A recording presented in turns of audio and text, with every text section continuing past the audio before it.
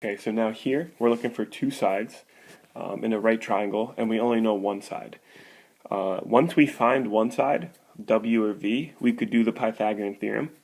So anytime you have a right triangle with two sides, you could find the third with the Pythagorean theorem. But if it's a right triangle and you only know one side, then you have to use SOH CAH TOA, sine, cosine, or tangent. Or if it's a special right triangle, you can do that. But this isn't special because this angle here isn't 60, 30, or 45. Alright, so if we use this angle, V is going to be the opposite leg to 71. Alright, and W is going to be the adjacent leg. Alright, they're both legs because they're the sides that form the right angle there. Alright, and 5 is the hypotenuse. Now, depending on whether you're going to find W or V, will tell you whether you're going to use sine or cosine. Now, the reason why it has to be sine or cosine is because they both use the hypotenuse, so CAH, right? Where tangent doesn't, and the hypotenuse is the only side length that we know. We know it's 5. So we wouldn't be able to do tangent, because if we did, let's hypothetically say we did, the tangent of 71 would be V over W. Right, and we don't know V or W, so that's two variables. So we just want one variable. Now, once we find V or W, we could use this to find the other one, but we don't know that yet. So let's use sine to find V, because sine is opposite over hypotenuse, and V is the leg we're looking for, opposite, and 5 is the hypotenuse. So we do the sine of 71 is equal to V over 5. Cross multiply, and we get V is equal to 5 times the sine of 71. Alright, so on my calculator I'll type that in, V times the sine of 71, and we get that it's 4.7. Alright, 4.72, so we'll round to 4.7.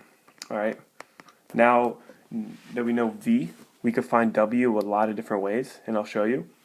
But first, another way we could have found V was to figure out that this angle here was 19 degrees by subtracting 71 and 90 from 180. And now from this 19 degree angle, this side is now the adjacent leg, and this is still the hypotenuse. So if you use 19 degrees, you would say the cosine of 19 is equal to V over 5, which looks very similar to this, except this is cosine of 19 and that's the sine of 71. Alright, and those happen to be equal. Alright, the sine of one angle will always equal the cosine of another angle that's complementary to it. So since 71 and 19 add up to 90, those are the same thing. So it's two different ways to find the angle V. Alright, so we just figured out that V was 4.7, so now we have a lot of options to find W.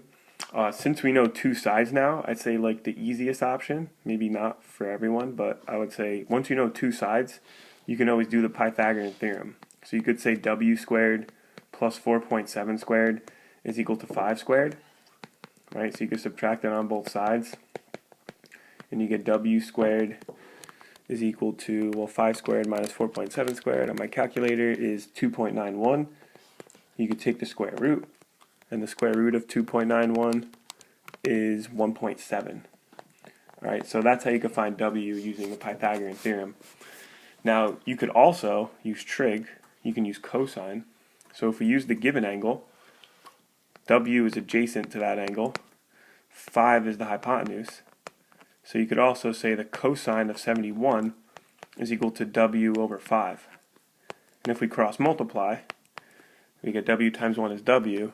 The cosine of 71 times 5 also comes out to 1.7. Now, when I did this on the calculator, it came out to like 1.6, but I think just from rounding errors, so they should come out to the exact same thing. I think I rounded something.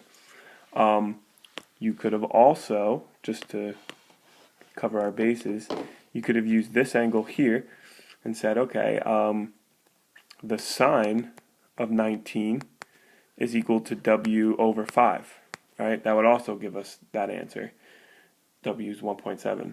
You could have also said the tangent of 71 is equal to V, which we know is 4.7, over W. So once you know two sides, there's like a lot of ways to do it, and all these answers would give us the same length, 1.7.